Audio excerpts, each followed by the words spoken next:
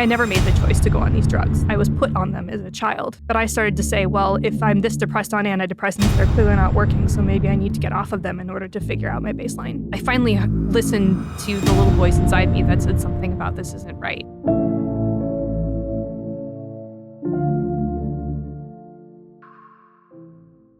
In your book, I highlighted this.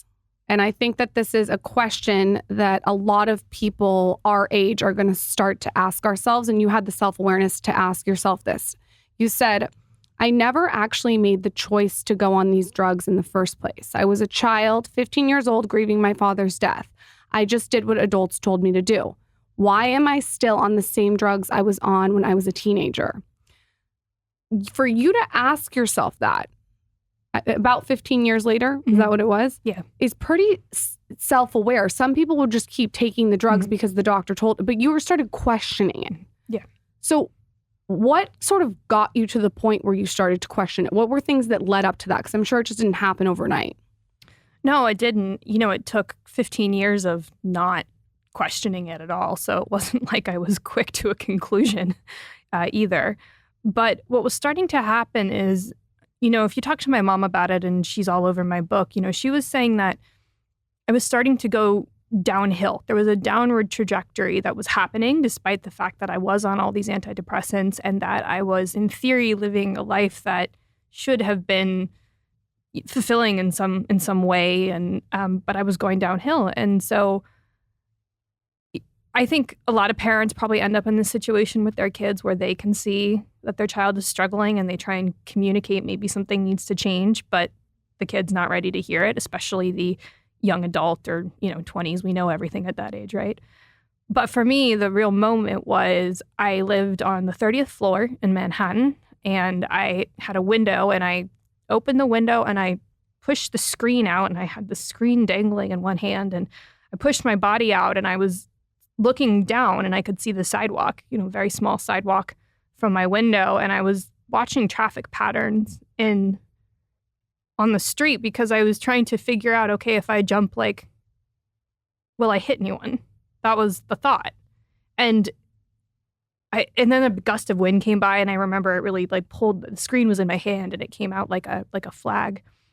And it just dawned on me in this moment that I should not be having these thoughts and considering this outlet if my antidepressants were working. And it took 15 years to come to a place that was so severe for me to actually have the true self-awareness, the true light bulb moment that's like, oh, something's not right here. And so I kind of, the little light bulb went off and I pulled myself back in and I just kind of said, wait a second, I never made the choice to go on these drugs. I was put on them as a child. I have not had a single unmedicated moment as an adult. So, I think the natural response may have been, well, if I'm this depressed on antidepressants, I'm going to be even more depressed off of them. But I started to say, well, if I'm this depressed on antidepressants, they're clearly not working. So maybe I need to get off of them in order to figure out my baseline. Looking back on your journey, do you think that the antidepressants actually ended up making it worse? Or is that hard for you to sort of gauge? I can't say for sure with any of this stuff, right? I mean, there's no way to go live an alternate timeline and see what would have been different. What I do know for sure is that when I was put on these drugs, it was 2001. I was 15. It was a bit of a different time in the world of mental health, and so there was little to no monitoring. I went to a child psychiatrist first. We found the right combination of drugs that didn't have immediate negative side effects. And then I just would go back every once in a while and, he'd refill it. And then the next thing you know, I'm 18. I'm going off to college. I'm in charge of my own medical decisions. I went to a small college where I think there was one psychiatrist in town. She saw me once a year. Then I went to New York. I tried to find a psychiatrist there. That was hell. So I ended up getting all my prescriptions from my GP. Why in New York hell? Why was New York hell? Because, well, one, I was extremely poor. So, I had insurance because I was still working on insurance through, my parents at the time. But to find someone in my network who was a reasonable distance, who was taking new patients, who, all of that was just hard to find. And I had a crap insurance within New York. So I remember there was maybe 4 or 5 options of people who are actually taking new patients. And the first one I went to, I think she was German or Eastern European. It was like a modern day female Freud. And she literally had me sit and watch a videotape for 45 minutes and fill out a form. And at the end of that, it was literally an "Are you bipolar?" videotape with a form that would say things like, have you experienced periods of intense joy and then periods of intense sadness? Or do you have trouble sleeping? And you would fill out yes, no, sometimes. And then at the end of that, I sat in her office for 5 minutes. She looked at the paper, said, well, this might be a little concerning. I want you to come back and we're not going to change your meds. I mean, she literally tried to diagnose me from a videotape. When you look back at being prescribed at 15 years old, if you could wave a wand, would you edit that? Would you go back? Oh, yeah. So you would say, do not put me on anything. And before you edit that, for people that are just tuning in and aren't familiar with your story, I want to go back a little bit. Sure. So what was your childhood like? And do you feel as you were a young adult or a young child, did you feel like you had depression? Or do you feel like there was an event that triggered it? Or was this something that, as you think back to your earliest memories, was always there? I was always a very intense kid. I was an only child. I liked to play by myself. And, I don't remember. I was just very driven, very competitive in gymnastics and ballet. And so I was a very driven, intense kid. But the thing that put me in the psychiatrist's office was that my father suddenly passed away. So I was 15, and it was kind of a there 1 minute, gone the next situation. And so... And can you share the circumstances, or have you not? Yeah. No, so he died of pancreatic cancer, but we didn't know he had it. So he had started to feel ill, and he had gone through, some GI tests, and they thought he had an ulcer. So they actually took him into surgery for ulcer surgery, and they discovered a huge pancreatic mass while he was in surgery, and he never came out of surgery. Oh, sorry to hear that. It wasn't great. My mom and I we were actually abroad visiting family at that time, and so we got a call pretty much in the middle of the night and had to be, 36 hours on the plane to get home to say goodbye. And so, that was a obviously traumatic experience. And I was, like I said, I was an only child, and I was a ballet dancer at the time, pretty serious one. So I definitely started to use food as, a coping mechanism. I started to exhibit some signs of what I would call a, minor eating disorder. It certainly wasn't full blown in the way that I would have needed to be hospitalized or anything like that. It was also the early 2000s. We had a very skinny Lindsay Lohan and Paris Hilton. It was just the world, right? And so that scared my mom, which makes sense because her family of 3 was now only 2. And so she was grieving herself, and her friends recommended, okay, maybe we need to get her some professional help. And, through a series of events, I just ended up in this child psychiatrist's office. And so for me, at that point, it was maybe 6 months after my dad had died. I was really more in shock, I think, than anything else. I my strategy was just shut down. So I wasn't very emotive. My grades weren't really slipping. I was kind of doing okay, I think, given the circumstances, but it just still was so concerning. And I think there was so much fear over that things were going to get worse. And so that's when it was just a very casual, why don't we just put on one of these antidepressants? It'll be fine. I think the problem that I have with that age being put on it is, what's the end game? Yeah. I wish that they would give you an end game to the strategy. Yeah, they still don't do that. Well, right. Can I ask you maybe a stupid question too within that? And, this is a foreign subject to me personally, learning more about it. But with it, prior to them saying, put you on this medication, was there any kind of consideration to any other tactics? So yes and no. So I did start with a child psychologist in town. Again, this was Reno, Nevada, 2001. Maybe there was 4 or 5 child psychologists. I mean, there weren't a lot. As far as we knew, we just had this one recommendation. And I did go to her, and I went there with a somewhat open mind. And I told her, I said, in our first meeting, she asked why I was here. And I said, well, I think I might have an eating disorder. And I explained some of my symptoms. And she looked at me, and I remember this so clearly. And she said, I have a client who only eats white things, white potatoes, white bread, white rice. That's a real eating disorder. And she said that to me, and I completely shut down because Because she disregarded. She completely disregarded it. It sounds like from the book, though, that a lot of psychologists and psychiatrists disregarded you. Like, it seems like almost a theme. Like, it seems like the psychiatrist that you went to immediately wanted to prescribe drugs, and then the psychologist in the book. And I'm not saying everyone's like this. I'm just saying from your experience, it seems like a lot of your feelings were just disregarded. No, but this is why, like, sometimes I personally get pushback on the show because I'll take, say, the medical community, and I'll just pick on them for a second, or I'll take the media, I'll pick on them too. And I will say there are either bad actors or people that maybe shouldn't be in those professions in these professions, right? And the problem is that so many people in this country in particular take many of these voices as gospel, right? It's like, if you have a credential or you went to school, you must be the expert, you must be authority. But just like any other job, and like, that's just a business community. There's bad entrepreneurs, there's bad businessmen, there's bad businesswomen.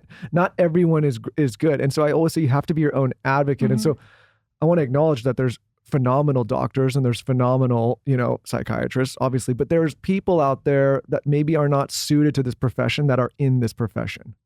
And if you're not your own advocate, you can get in a lot of trouble, especially if you're ignorant and you're just like, this guy must know what they're talking about. They're the expert. Or if you're 15. Right. And I think the tricky part as well, especially because, I mean, it was a different world in 2001 than it is now, but it's still happening today. I mean, the stories I hear today from people are stupidly identical. Like, you'd think we would have made some progress, but as a whole, I don't think we have.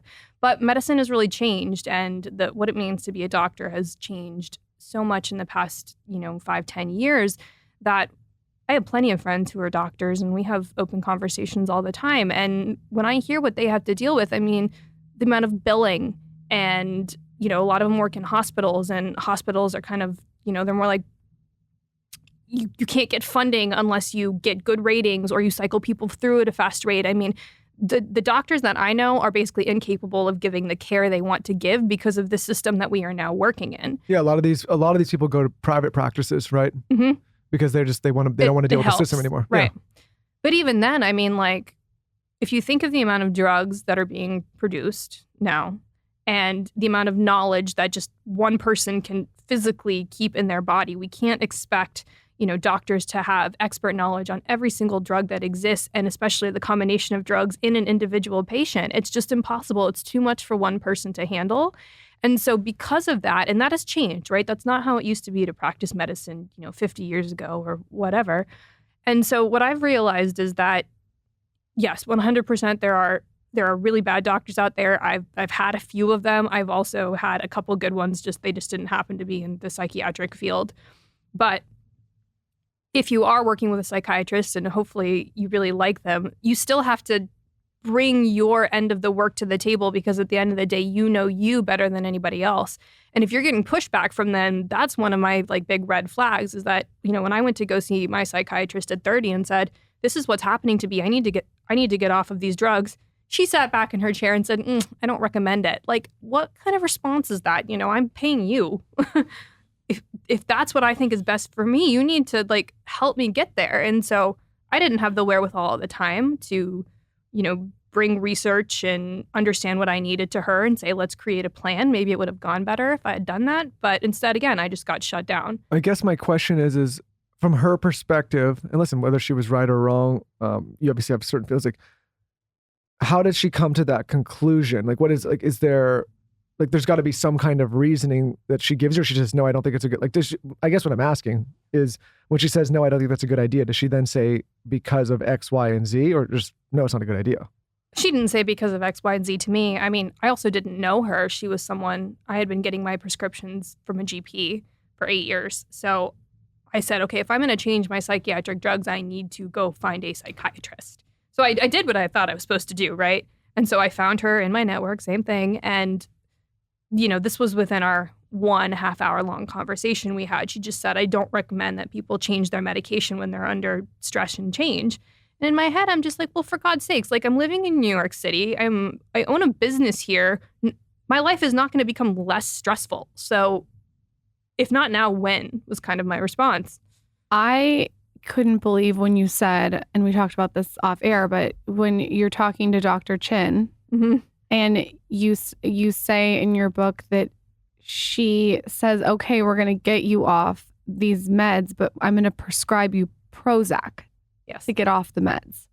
So now you're on all these medications. Mm-hmm. It's not just one. She's on a lot of medications. Mm-hmm. And they say to get you off, we're going to prescribe you Prozac. Is that because there's some kind of again, I'm ignorant to this. Is there like a withdrawal period or something that you need to supplement for?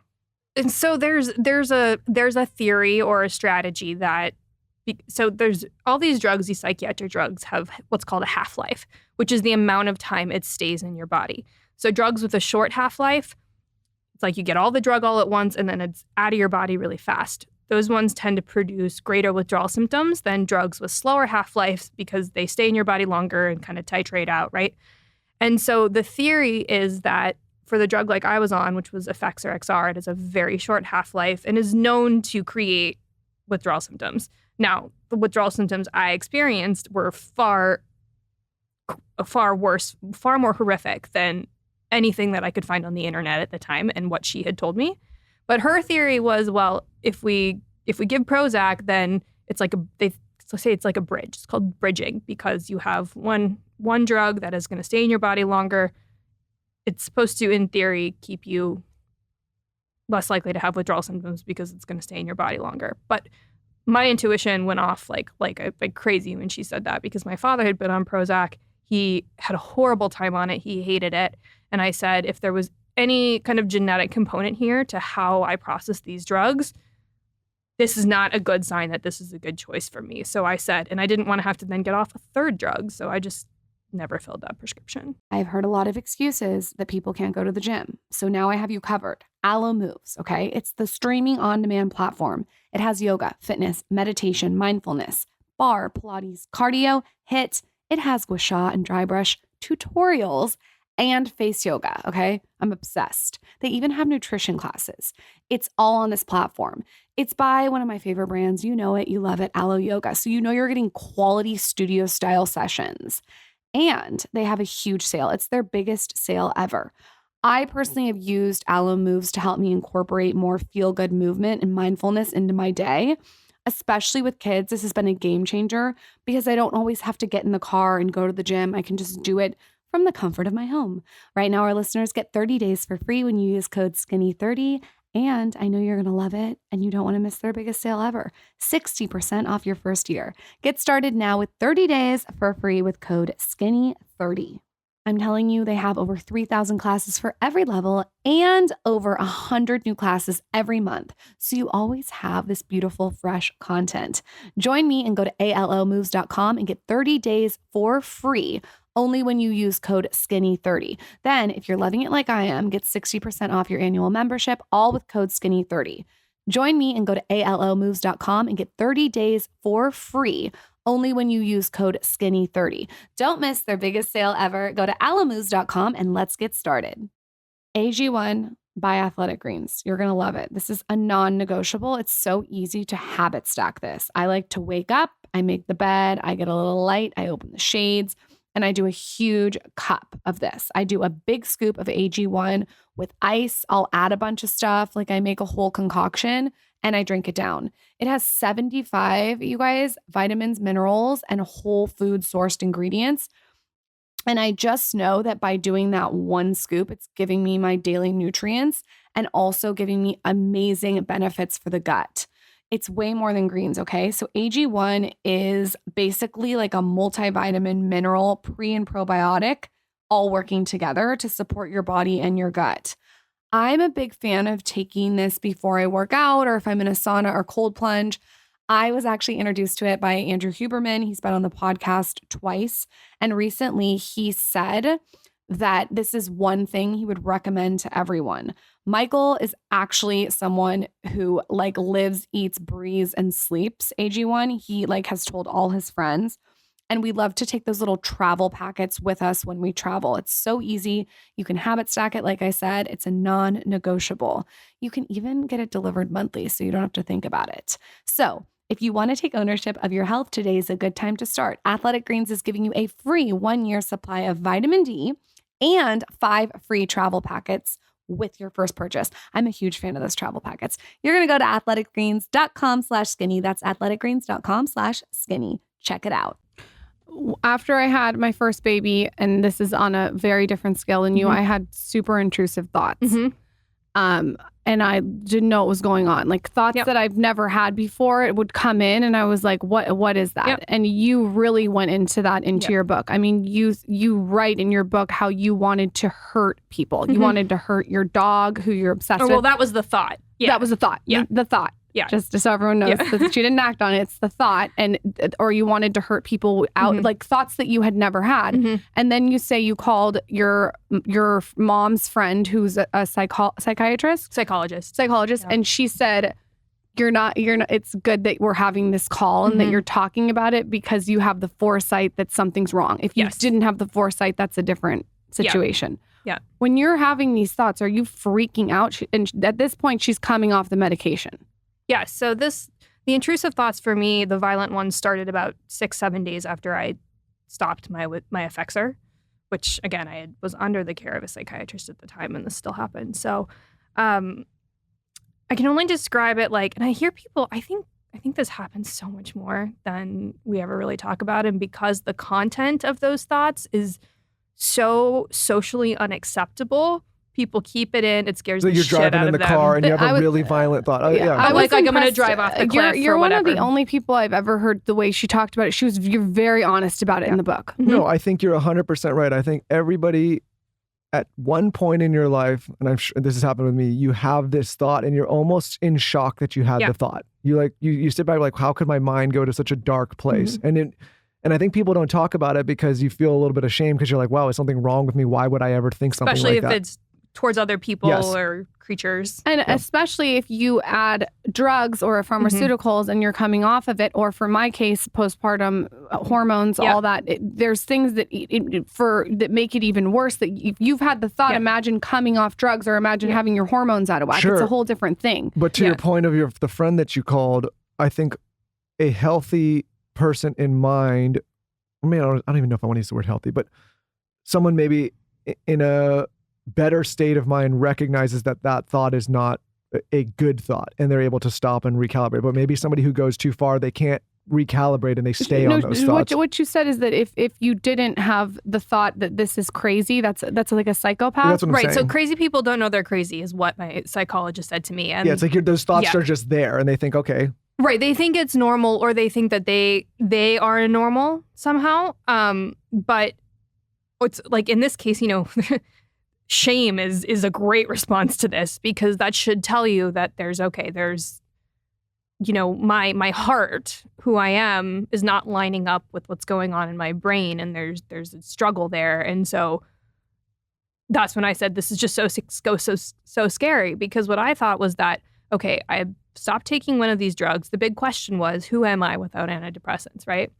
Well, if who I am is someone who's having violent, intrusive thoughts, I thought, oh shit, like I really need to be, like, I am actually a legitimately unbalanced person. Apparently, I need a lot more help. It's like the chicken and the egg. How do we know that the thoughts didn't come from the withdrawal of the drug? Well, that's the thing, and they did. Okay. And they did. So, and this is a very common side effect of withdrawal, and I mean, happens all the time when women have babies and postpartum depression. It's just a biological thing. And they don't know why this happens. I mean, I've heard things that it's like, oh, it's just like associated with OCD. And I just don't buy it. I think we don't have a way to explain this because there's something happening biologically and emotionally and psychologically that it happens in times of great change when the self is somehow threatened. So to me, that's very interesting. And so I knew that this was withdrawal once I had this conversation with the psychologist who kind of explained a little bit more of the situation. And once I had the understanding, okay, this is not me, this is withdrawal, it did make it easier to deal with. It's still an awful thing to experience because you kind of never feel fully home. Like the only way I can describe it is, again, like sometimes if you're driving in a car and you just have that really weird thought, like, what if I just drive into the median? Like, I know people have had that before, but it's kind of this weird film, like over your experience, almost like your brain is telling you an alternate story that could happen in some world. And it's usually a flash, right? And it's a flash and you're like there, but you're not. And When you were withdrawing, there's like that quote, Michael always says that if you're going through hell, keep going. Yeah. I didn't say that. Winston Churchill said I know, that, but you always quote him. You always quote him. I mean, I know you want to compare me to old Winston, Lauren, but No. those are some big shoes to fill. Did you have that insight and foresight to be like, I'm going through hell, I need to keep going, I need to go through this? It sounds like you did, but I just would love to know more on a micro level. So I did have that insight, but there were a couple things that were going on that I think are important to set the stage. The first was that I had gotten this really out of the blue opportunity to travel around the world for a year, which is like came so randomly. It was with this program that was basically helping digital nomads before the whole world was on Zoom, and you could live in 12 countries around the world and work. And I applied, like I was drunk one night, I was bored, I hated my life, I applied and I got it.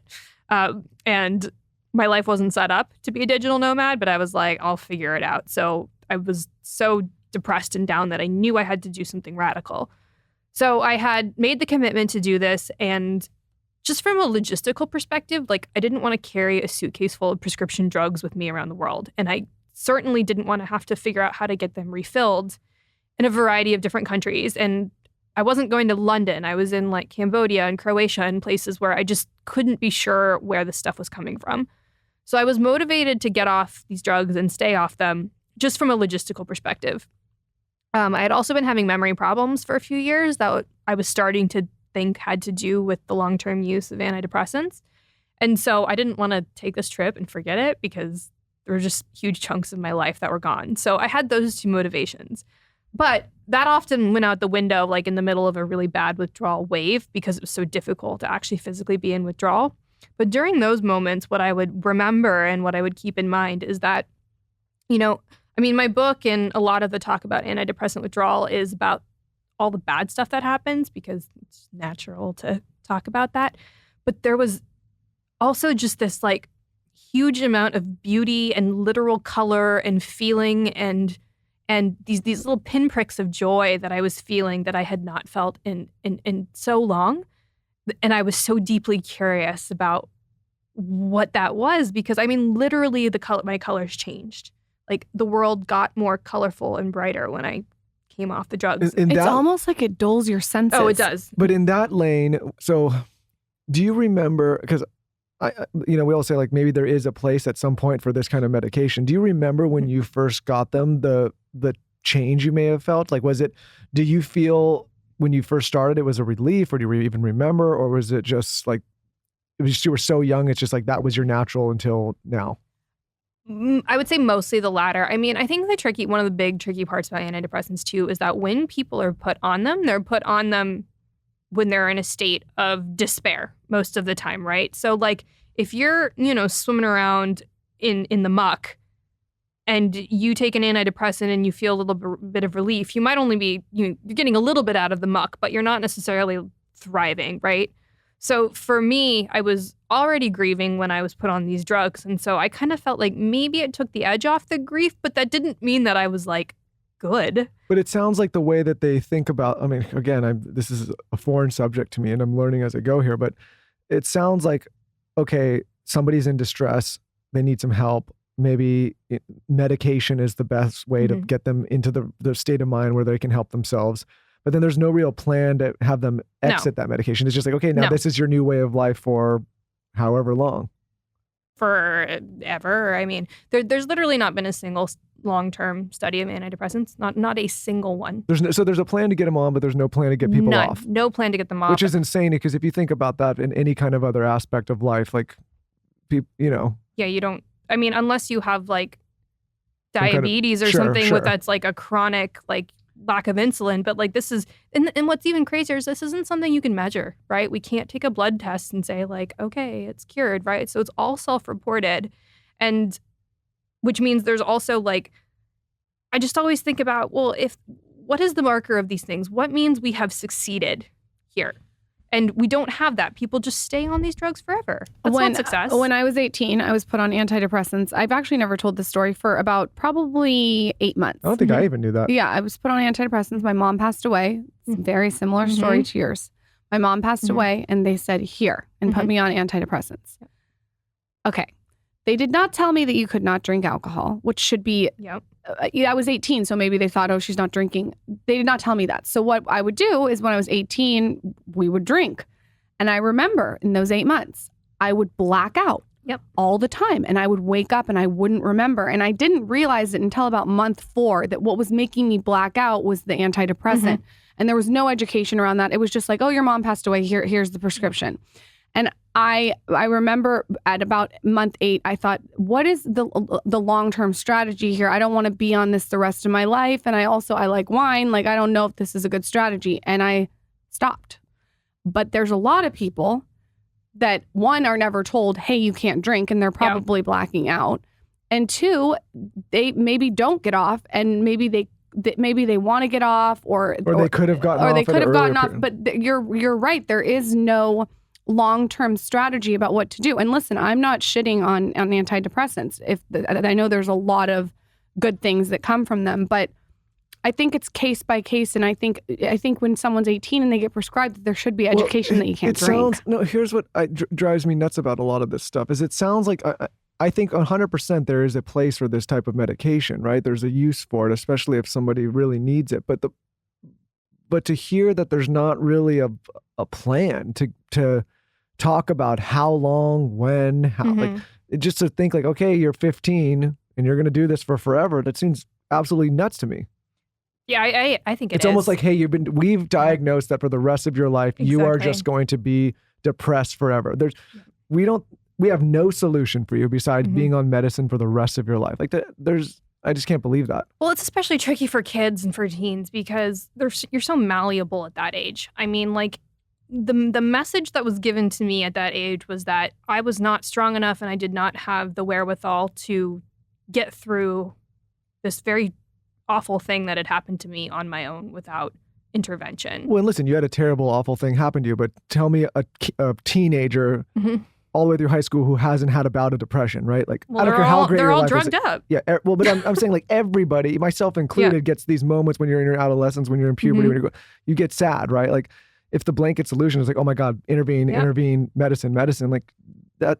It robs people, especially young people, of their ability to create resilience, which is such an important thing that you need throughout your life. And I think the problem is like, you know, these drugs are never going away. I don't think it's a productive conversation to even say like they shouldn't be, we're just going to ban them. Like it's never going to happen. It's not a way to do it. But there does need to be a greater acknowledgement that one, these drugs are designed for short term, not long term, and they've not been studied long term. So when you have a conversation about going on them, at the same time you need to have a conversation about how you're going to come off. I also think you really have to be your own guru with this. And every situation's different, and you got to constantly ask questions, and you got to talk to different people, and you got to try different wellness practices. Because what I've realized with this conversation is no one's going to do it for you. You have to do it for yourself. And I think that that's a tough pill to swallow, literally and figuratively, because we're so used to being able to go to the doctor and here's a prescription. Well, this is why I think there's a generational disconnect. Like my dad, for example, was born in 1944. When I came to him when I was a kid and was like, oh, Dad, I'm sad. I'd be like, smack you up the back of the head, like, get your shit together, go outside, play in the yard. Like, you'll be fine, right? Because that was that was their medicine, right? Now, I don't think that is the right medicine for forever. Not in all cases, not in all cases. But to your point, there was some real like, okay, like go build some resilience. I think that there's a disconnect from some of the previous generations because we're so quick now to medicate as a society and so quick to be like, oh, you don't feel good. You're feeling, feeling a little sad, or like, someone was mean to you, or like you didn't get what you wanted. Like here, that's not fair. Like let's make it fair. Let's make you feel better. Like you got to feel good all the time. It's like, no, like sometimes it's okay to sit in your misery for a bit and get out of it. Yeah.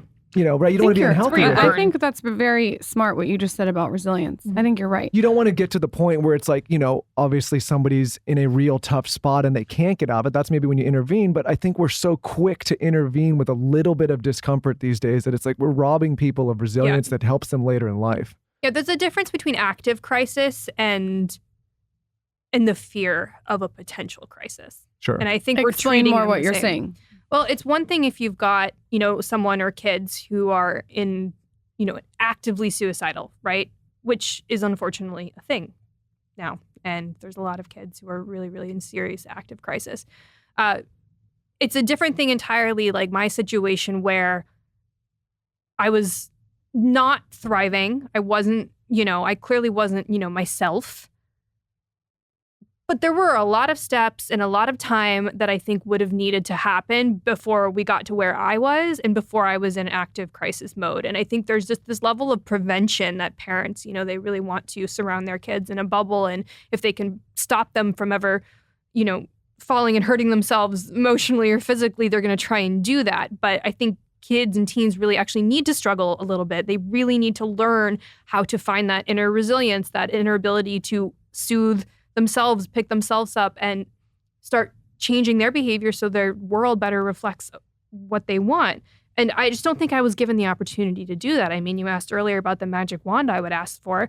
I would just ask for time. Like, what if we just waited? Michelle Pfeiffer's episode about fragrances and cleaning supplies and dry cleaning totally changed the game for me. And I'm sure it did with you too. And a lot of you have been DMing me and asking me, what cleaning products should I use?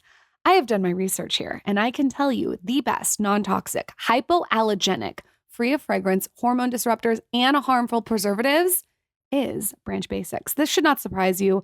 I'm telling you, they're taking over. It's baby and pet safe, it's clean, and it's cost effective.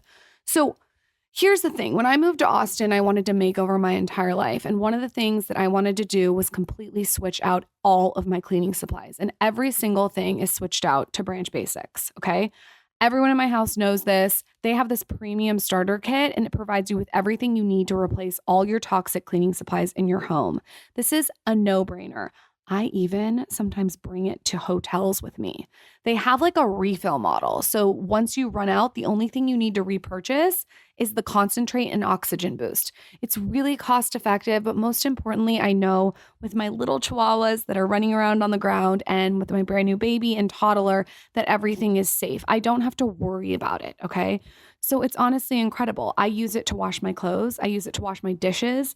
I use it to wash my counters, and I just know across the board that it's not disrupting the endocrine system of the people that I love the most. We have a code for you. So you're going to save 15% when you use code SKINNY at branchbasics.com. You should know their premium starter kit replaces all your cleaning and lasts forever. Again, that's code SKINNY for 15% off all starter kits. The Skinny Confidential Him and Her podcast is sponsored by BetterHelp. And especially with this episode, I could not be more excited to have BetterHelp as a sponsor. I mean, this is like the most convenient, flexible, affordable situation that you could have when it comes to a therapist.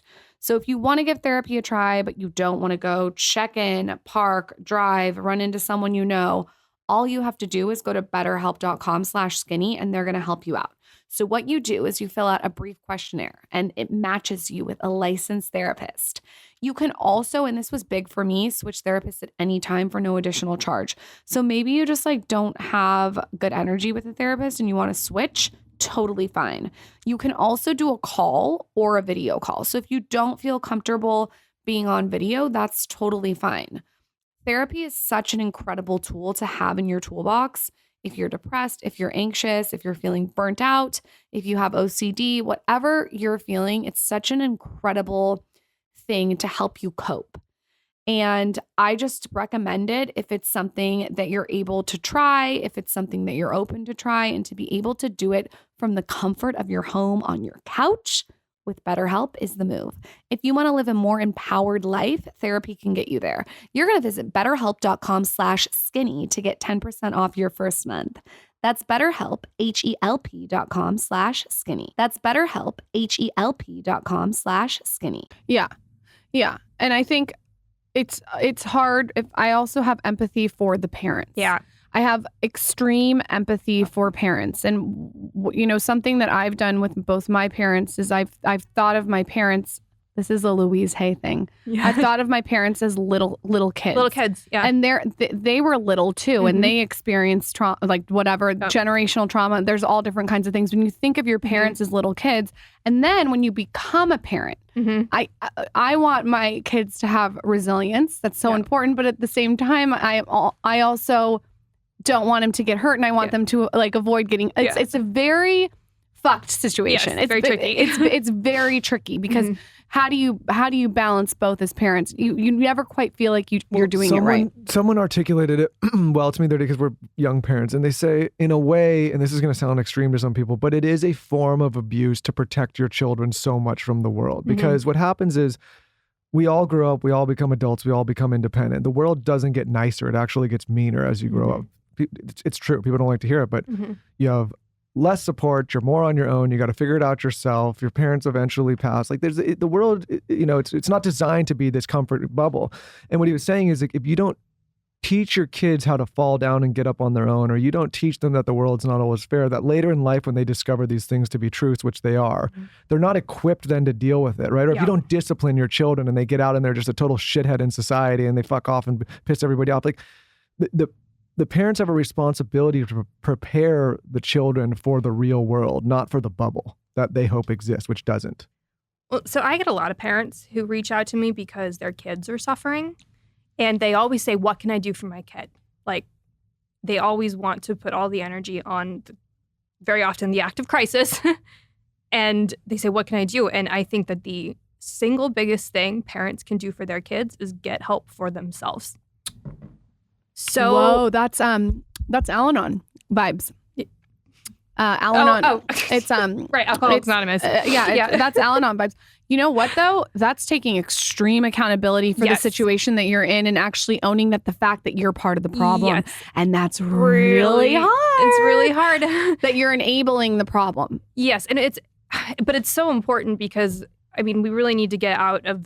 We need to be able to have this conversation without it immediately going into like mommy shaming, because the reality is kids come into this world, they're preset with their personality and all the, little genetic things that they haven't received. But for the most part, they're a blank canvas, right? They're going to learn, they are going to absorb, they're a byproduct of the experience they live in. And so if a 6-year-old is having behavior problems, I would say the first question is not what's wrong with the child, it's what's wrong with the child's environment. No, I think that's really smart advice if you're worried about your child, to definitely look at yourself. Yep. I actually think that's brilliant advice that I'll apply to my own life if I ever have trouble with my kids. Yeah. Michael tells me every day that I baby my 6-month-old too much. And that he likes to lay on mommy, but he is a baby. No, he literally will be like, you can't act like this. I'm like, he's 6 months old. No, he's like, get off mommy's bosom. I'm like, oh my God, he's 6 months old. Throw that kid on the bench press, get him going. No, I'm just kidding. So, obviously your message here is not that there's not a place for this stuff. So if highlighting overall, especially with your experience, like what is the general message to people? Because I think it's a touchy subject, and, obviously having a platform like this, I want to point out that obviously we're not doctors and that every case is unique, but it sounds like the approach that society has been taking, you just look at the numbers, is just, it's not working to the degree that it should be. Well, right. So that's the first thing, right? Is if we now have 50 years of evidence of modern antidepressants being used, we are not better off than we were when this started, right? Suicide rates are way up, loneliness is way up, depression, anxiety, all that stuff. So from just a general perspective, if these drugs were working as advertised, for the general collective, we wouldn't be in this really dire place. You're saying we would be in a better place? We would be in a better place, right? Can you think if physical illnesses were treated with one drug for 50 years and it only got worse, if we wouldn't keep doing that. But that said, I think the biggest thing for me personally, and my message out there is, look, there are so many use cases for these drugs. People get on them for different reasons. And I don't really have too much investment in why people get on them. What I really care about a lot and I'm trying to impart on people is how we can safely bring people off. Because there are plenty of people who, who are doing well and they want to stay on these drugs forever. There's also tons of people who are not and don't want to stay on these drugs forever. And for those people, we do not have a clear, safe, well-researched and educated way of pulling people off these drugs safely in a way where they don't have to go through what I went through. And we deserve that. That's just dignity to not have to go through what I went through. And so my message is, my work is to just help create more awareness around antidepressant withdrawal and the signs and symptoms, and also just to help doctors understand what it looks like so they don't confuse withdrawal with perhaps the onset of a new psychiatric illness or a reemergence of the old one.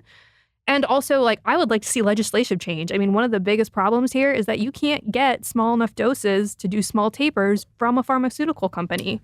So you have to go, if you're lucky, you have a compound pharmacy, which is a pharmacy who can create a custom dose that is, you know, like, I'm making up numbers here, but like if you're on 30 milligrams and that's the smallest amount and you need to come down to 25 milligrams, you can't get that from your regular pharmacy. You have to go to a special pharmacy. Well, that's cost prohibitive. That's location prohibitive. And so what happens is you have people who are really having trouble getting off these drugs and they're literally being their own drug dealers at home with scales and tweezers and razor blades, opening up pills and counting beads and making titrations and that are like, it's insane that someone has to do that just to get off some drug that is supposed to be a therapeutic dose. I think it's so smart that you're bringing to light the importance of having some kind of withdrawal program. I also think that a lot of people don't, something that's personal to me is that I've experienced, you know, in my family is that some of these drugs, like a Xanax, actually end up causing depression. Like a benzo. Yeah. Like a benzo. And I think that is something that's not told up front. And it's one of the hardest things to get off from a withdrawal perspective. They said it's even harder than heroin. We have a friend, a close friend of ours named Khalil, and openly recovering addict, been on the show a few times, crazy story, but we were asking him the other day, we took a trip with him and said, what do you see the hardest thing to get people off of in the recovery centers? And he said benzos. More than heroin, more than crack, more than any of the, more than meth, because the benzos, they alter your mind and the chemical imbalance is so bad that it's like impossible. I'm speaking from a personal case that was close to me. It's literally caused the depression. So something that's supposed to help your anxiety is causing the depression. Now, I'm not talking about for everyone. I'm just talking about my own experience. I think that that's something too that needs to be talked about. Also, not a lot of doctors are saying don't drink on these. Yep. If you drink on a benzo, I mean, you black out. Okay, so I want to go back. We also have a friend that was very close to us when we were younger that was on benzos and Adderall and antidepressants, and then he went out and partied one night and OD'd. And didn't even know you didn't even know it. Yep. And everyone later painted him as an addict, but he was just a guy that was on this medication and just didn't know and just was. We were young. We were in college. People want to make it make sense to them. Yeah, and these drugs are very often fast acting, and so we expect that they will be fast acting in the sense of like that the withdrawal is fast or you can get off of them fast, but it takes a lot longer for the brain and body to catch up with the changes that have been created. Before you move to the next subject, though, Lauren, so is the double-edged sword here, though, that somebody at some point in time may need this medication to help them get through whatever they're going through and they're really in crisis. But then the other side of that sword is you don't want to let that person, or a doctor doesn't want to let that person off it because they might go back into crisis or might cause a withdrawal or might cause a problem. So it's like, basically you make the tough decision of like, okay, I have to put them on this, but then after I put them on this, I can't take them off this. Is that the thought process? I'm not quite sure I understand the question. Meaning like, okay, somebody needs these, but then they know the dangers of getting them off, whether it's a withdrawal symptom, whether maybe they think if they get off, they're going to go back into crisis. So there's this kind of moral decision that they have to make where it's like, okay, do I leave them on or take them off? I think there's nuance to each situation. There's nuance, and also a big problem, and again, we're talking so generally here, but a big problem is that when people take them, when people take antidepressants, especially if they feel a little relief, they then stop doing the emotional work or processing the reason why they were put on them. Yes. And so it kind of puts you in this state of suspension. And so when nothing's been done, I mean, okay, you've stopped the bleeding, but you haven't taken the bullet out, right? So I think that that's the bigger key is if we're going to kind of change the way we do this and say, okay, if antidepressants are last resort but someone does decide they need them, well, then we're going to be on, maybe like a maximum 3-month long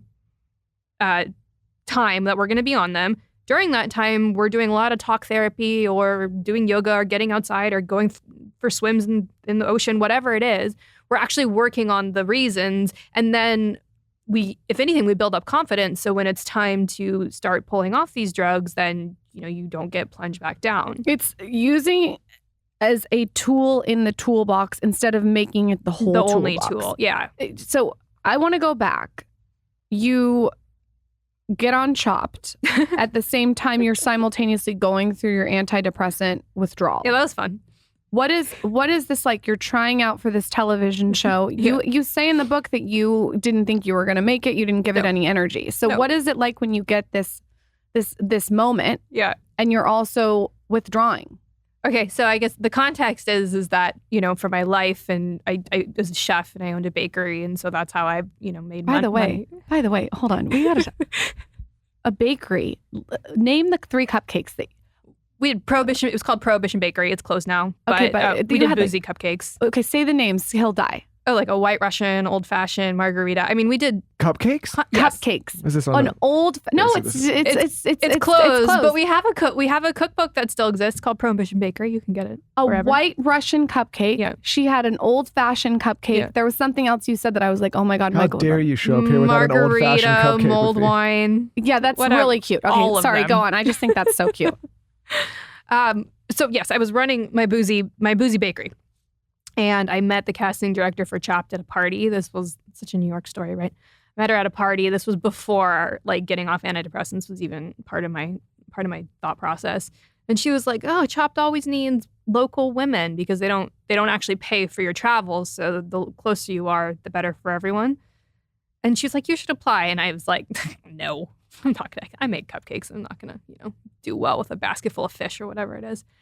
But just like with the company that I ended up going around the world with, I had a habit back in the day. I would also drink a lot of wine because I was sad.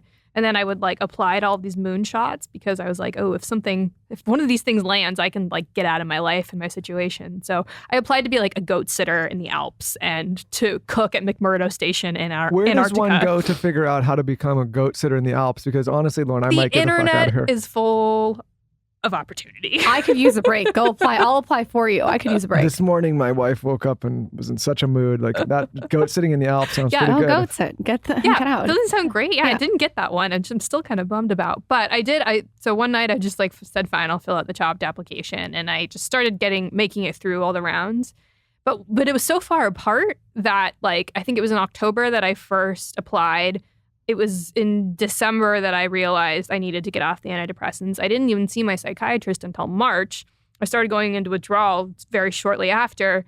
But then I got like an email saying you've been selected for Chopped in June. And so at that point, I was just like, I was deep in the worst part of withdrawal at that point. I literally broke down and started sobbing at my kitchen table when I got that email because I didn't want to back out because I didn't want to be that person, but I was also just like in no shape to be able to handle the show itself. And what was the show like? Well, so my strategy for the situation was to just like overstudy. So I stopped sleeping during withdrawal, so I had a lot of extra time. So I just sat and I read. I made flashcards. I even would invite friends over and we would do like Chopped run-throughs where they would bring ingredients from the grocery store and we'd set a timer and I would cook. And so I felt like I had at least prepared on some level to try and mentally be able to do it. And then I worked with I had a counselor at that point. So I did a lot of work on just getting through the day and not, because I was so scared of having like a bad withdrawal reaction or an emotional breakdown on national TV. So I did a lot of actually counseling work around that. But the day itself, I mean, it was just very long. It was from like 5 a.m. and I think I got home around 11:30 at night. And I cried a lot. And to this day, I'm still extremely grateful for the editors who chose not to edit me into a complete hot mess. Because if you watch the show, I look pretty together. I mean, I certainly looked frazzled, but like it wasn't, I mean, I was like literally being taken aside by producers who were giving me tissues and telling me to calm down. And they didn't show all that. And just thank God. If you could go back and right now, Okay. and tell yourself when you were standing over that ledge in New York City, and you could literally walk yourself off the ledge, what would you tell yourself? I don't think I would have done a single thing different. I think that I did exactly what I needed to do, and I think I finally listened to the little voice inside me that said something about this isn't right. And I was finally ready. And I don't think any amount of knowledge before I was ready would have helped. I think I needed to be at that point and needed to get very extreme. But from there, I'm really proud of everything I've done because I've just learned to follow my own compass. I mean, you should be proud to write a book about this. And she's a very good writer. It's a very good book. I would love for you to leave our audience with, I don't want to say tips, but what would you tell someone who's maybe on antidepressants that wants to explore another avenue? Where should they start? I would say the first thing would be, I mean, you need to have some sort of prescriber who really believes you and is on your side and is going to be your champion. So if you have a prescriber, and I'm using the word prescriber because most antidepressants aren't even prescribed by psychiatrists. So you got to have someone who's at least willing to, get in the research with you and listen to you if you say, this is not feeling right for me. I want to come off. We need to do it safely. We need to do it the best way for me. You need to have someone who's really going to listen and not just dismiss you. So that's the first one. And if you don't have that person in your life, you need to keep shopping around, pretend you're dating on Bumble looking for a new prescriber. The second thing is that the best way we know how right now to safely get people off of these drugs is through something called hyperbolic tapering. And so I just would encourage people to Google it and read about it. I think that, my book and a lot of the conversations, I'm not trying to drum up fear here. I'm just trying to make sure people are aware of what can happen. So if it does happen, they can recognize it. There are about half the people who try and get off the antidepressants have no problem, right? They can get off them pretty easily, especially if you've been on them for a shorter period of time. So there are a lot of people who might be unnecessarily freaked out. And so just know that's a very real possibility to just totally not have an issue at all.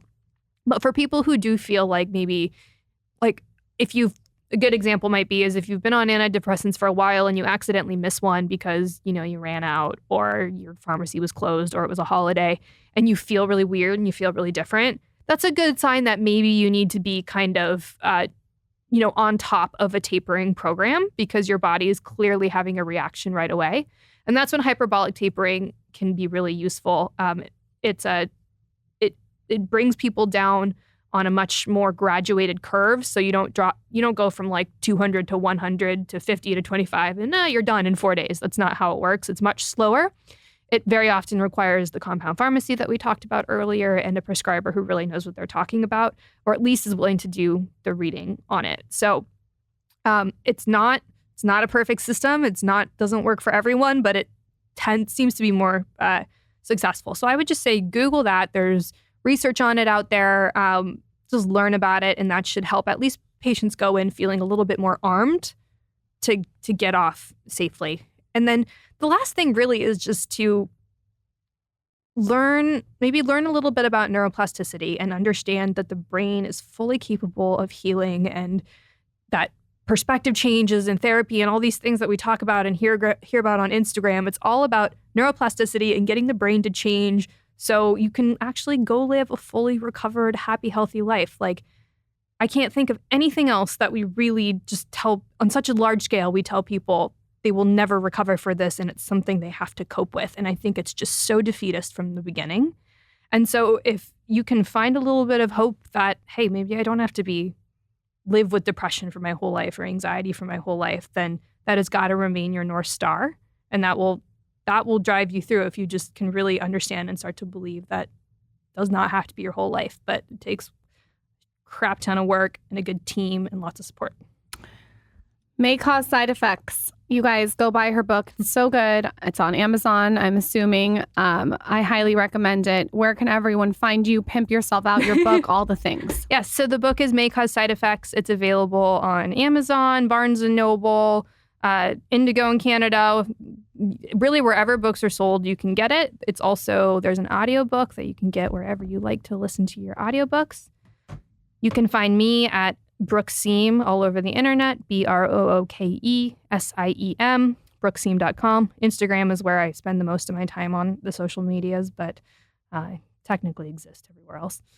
Brooke, I think your story is very inspiring. Thank you so much for coming on. Thank you for having me. Shout out to Michaela Peterson for showing me all of your things. Michaela, thanks. Thanks, Michaela.